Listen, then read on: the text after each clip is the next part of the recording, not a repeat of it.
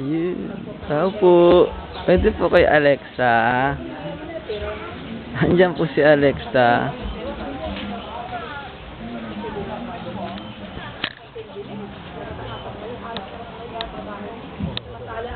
Maraming salamat sa mga ninong. Tinatawagan ko rin po ang mga ninang na magbigay po kayo ng mga isang pananalita sa inyong mga inanak.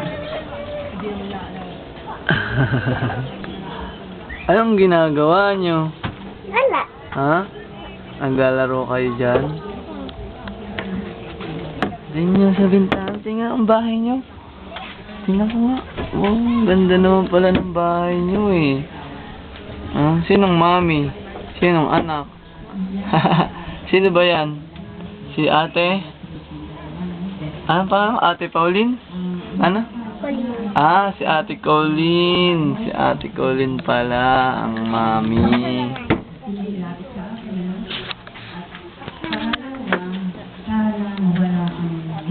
Ayun sila, ate Colleen.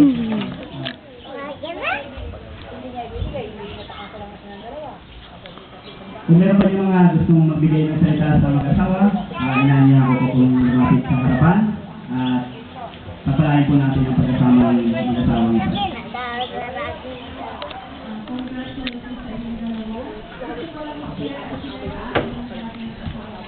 Jesus.